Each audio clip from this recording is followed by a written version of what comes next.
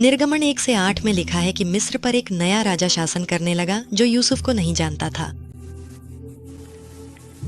इसराइलियों ने खुद को मिस्रियों से अलग एक जाति के रूप में बनाए रखा था और वे इतने अधिक बढ़े और फले फूले कि उन्हें मिस्र के बीच एक संभावित शत्रु राष्ट्र के रूप में देखा जाने लगा था। लेकिन फिरौन इसराइलियों को देश से निकालना नहीं चाहता था क्योंकि वे कुशल कारीगर थे और राष्ट्र को बहुत संपत्ति प्रदान करते थे। उन्हें दास्ता और जबरन मजदूरी के जरिए दबाने की कोशिश की गई ताकि वे पूरी तरह से अधीन हो जाएं और उनका मनोबल टूट जाए। जब यह प्रयास असफल रहा तो राजा ने उनकी संख्या घटाने के लिए एक फरमान जारी किया कि जो भी इब्रानी लड़का जन्म ले उसे नदी में फेंककर डुबो दिया जाए। इसी समय मूसा का जन्म हुआ और उसकी मां ने उसे सरकंडों की एक टोकरी में छुपा दिया, उसे नदी में छोड़ दिया और फिरौन की अपनी बेटी ने उसे बचा लिया। फिरौन के पोते के रूप में पले बढ़े मूसा को शाही परिवार का हिस्सा माना जाता था, लेकिन उसकी निष्ठा अपने ही लोगों के साथ बनी रही। जब मूसा ने एक मिस्री को एक इब्रानी को पीटते हुए देखकर मार डाला तो उसने अपने दत्तक दादा फिरौन का क्रोध भड़का दिया और मिस्र से भागकर मिद्यान चला गया। वहां उसने मिद्यान के याजक सित्रो की बेटी से विवाह किया जो सच्चे सृष्टिकर्ता का उपासक था। 40 साल बाद उसे जलती झाड़ी में परमेश्वर ने बुलाया ताकि वह अपने लोगों का, जो अब दास्ता में थे, मिस्र से बाहर मार्गदर्शन कर सके। बाकी कहानी तो सबको अच्छी तरह पता है, लेकिन स्पष्ट प्रमाणों की कमी ने विद्वानों को पूरी कहानी की सत्यता पर संदेह करने के लिए प्रेरित किया है। वे घटनाओं को कम करके आंकने, उन्हें प्राकृतिक विज्ञान की दृष्टि से समझाने या सामान्य घटनाओं के रूप में प्रस्तुत करने की कोशिश करते हैं जिन्हें बढ़ा चढ़ाकर बताया गया। रॉन वायट का मानना था कि ये घटनाएं ठीक वैसे ही घटी थीं जैसा बाइबल में लिखा है, और इजरायलियों ने रामसीस से सुक्कोत के लिए प्रस्थान किया। जब लोगों को अखमीरी रोटी का पर्व दिया गया तब परमेश्वर ने उनसे कहा, क्योंकि इसी दिन मैंने तुम्हारे दलों को मिस्र देश से बाहर निकाला है। इस शास्त्र ने अबान के लिए यह स्पष्ट कर दिया कि वे उसी दिन मिस्र से निकले थे और सुखकोत असली मिस्र की सीमा के बाहर था। मूसा ने लोगों को मिस्र देश से 3 दिन की यात्रा पर सच्चे परमेश्वर की आराधना के लिए ले जाने की अनुमति मांगी थी, लेकिन परमेश्वर के आदेश से मूसा जानता था कि वे वापस नहीं लौटेंगे। वह मिद्यान में था जब उसने जलती हुई झाड़ी देखी और प्रभु द्वारा अपने लोगों को दास्ता से मुक्त कराने के लिए बुलाया गया। और यद्यपि उसे बताया गया था कि वह उन्हें प्रतिज्ञात देश तक ले जाएगा, पहले उन्हें सीनै पर्वत तक पहुंचना था, क्योंकि परमेश्वर ने ऐसा कहा था। निर्गमन 3:12, यह तेरे लिए यह चिन्ह होगा कि मैंने तुझे भेजा है। जब तू लोगों को मिस्र से निकाल ले आएगा तब तुम इस पर्वत पर परमेश्वर की सेवा करोगे। इसलिए सुक्कोत से वे मिद्यान और सीनै पर्वत की ओर रवाना हुए। निर्गमन 13:17, और ऐसा हुआ कि जब फिरौन ने लोगों को जाने दिया तो परमेश्वर ने उन्हें पलिश्तियों के देश के मार्ग से नहीं ले गया, यद्यपि वह मार्ग निकट था, क्योंकि परमेश्वर ने कहा, कहीं ऐसा न हो कि लोग युद्ध देखकर पछताएं और मिस्र लौट जाएं। पलिश्ती लोग समुद्र के किनारे किनारे रहते थे। ज्ञात इतिहास के दौरान लाल सागर की 2 शाखाओं के बीच स्थित यह वीरान प्रायद्वीप निर्जन ही रहा है, सिवाय कुछ छोटे और अलग थलग पड़े बेदुइन समूहों के। और यह कठोर और सुनसान क्षेत्र बाइबल के वर्णन में उचित ही लाल सागर का मरुस्थल कहलाया गया।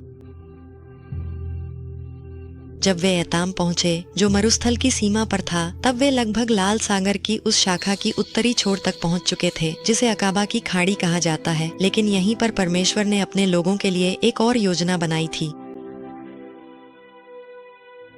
और प्रभु ने मूसा से कहा, इसराइलियों से कहो कि वे मुड़ जाएं और पिहायरोत के सामने मिग्दोल और समुद्र के बीच बाल-जेफोन के सामने समुद्र के किनारे डेरा डालें, क्योंकि फिरौन इजरायलियों के बारे में कहेगा, वे देश में भटक गए हैं, मरुस्थल ने उन्हें घेर लिया है।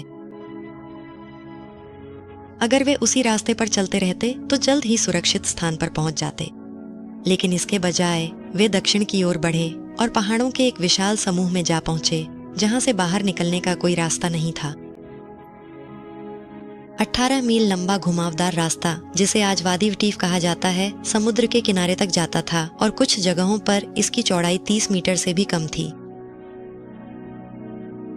एक बार समुद्र किनारे पहुंचकर उन्होंने डेरा डाला, लेकिन डर के साथ, क्योंकि वहां वे खुद को फंसा हुआ महसूस कर रहे थे।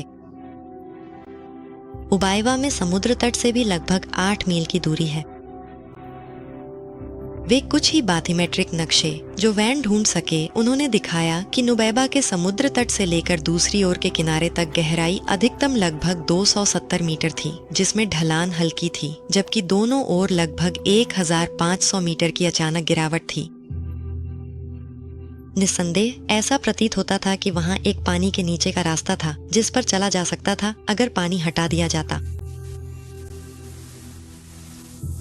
जब वॉन और लड़के पहली बार नुबैबा पहुंचे तो वे समुद्र तट के दक्षिणी छोर पर गए। फिर वह और लड़के अपना गोताखोरी का सामान पहनकर यह पता लगाने लगे कि उस क्रिस्टल जैसी साफ खाड़ी के पानी के नीचे क्या हो सकता है। पहली डुबकी में वॉन को गाड़ी के पहिए मिले जो प्रवाल द्वारा संरक्षित थे, जो उन पर चिपक गया था।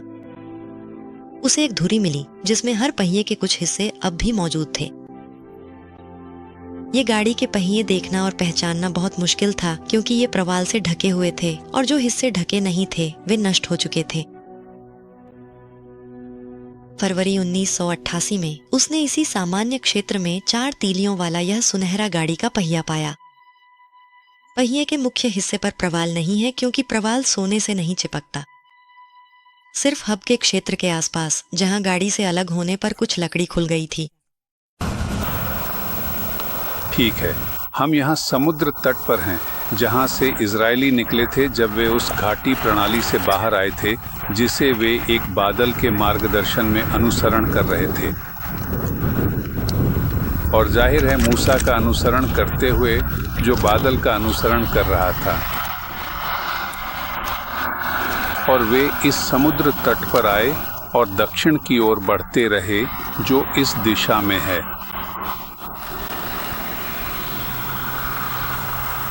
बाईं ओर एक प्राचीन मिस्री किला था, येरोफारिस, इसलिए वे दक्षिण की ओर मुड़ गए और जाहिर है बादल भी दक्षिण की ओर मुड़ गया और वही था जिसे वे अनुसरण कर रहे थे। अब घाटी या वादी, जैसा कि इस क्षेत्र में कहा जाता है, यहाँ पहाड़ों के बीच पीछे की ओर फैली हुई है और इसकी चौड़ाई कभी भी लगभग 23 मीटर से कम नहीं होती। और जाहिर है यह लगभग एक सीधी रेखा है प्राचीन सुक्कोत से, जहां से वे निकले थे, इस क्षेत्र तक। यह घाटी का मुंह है। हालांकि आज हम यहाँ एक काफी आधुनिक सड़क देखते हैं। जब वे निकले थे तो उन्होंने वहाँ कुछ भी नहीं देखा था, जाहिर है।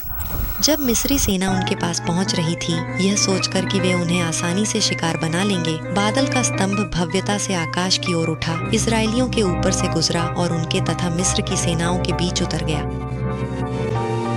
एक अंधकार की दीवार सताए जा रहे लोगों और उनके सताने वालों के बीच आ गई। मिस्रवासी अब इब्रियों के शिविर को नहीं देख सकते थे और उन्हें रुकने के लिए मजबूर होना पड़ा। लेकिन जैसे जैसे रात का अंधकार गहराता गया, बादल की दीवार इब्रियों के लिए एक महान प्रकाश बन गई। उसने पूरे शिविर को दिन के उजाले की तरह चमक से भर दिया। तब इजराइल के दिलों में फिर से आशा लौट आई और मूसा ने प्रभु से प्रार्थना में अपनी आवाज उठाई। और प्रभु सर्वशक्तिमान परमेश्वर ने मूसा से कहा, तुम इतनी निराशा में मुझसे क्यों पुकार रहे हो? इजरायलियों से कहो कि वे बिना किसी डर के आगे बढ़ें। लेकिन तुम अपनी शक्तिशाली छड़ी उठाओ और अपने हाथ को मजबूती से विशाल समुद्र पर फैलाओ और उसे पूरी तरह विभाजित करो, और इजरायली समुद्र के बीचों बीच सूखी भूमि पर होकर पार जाएंगे।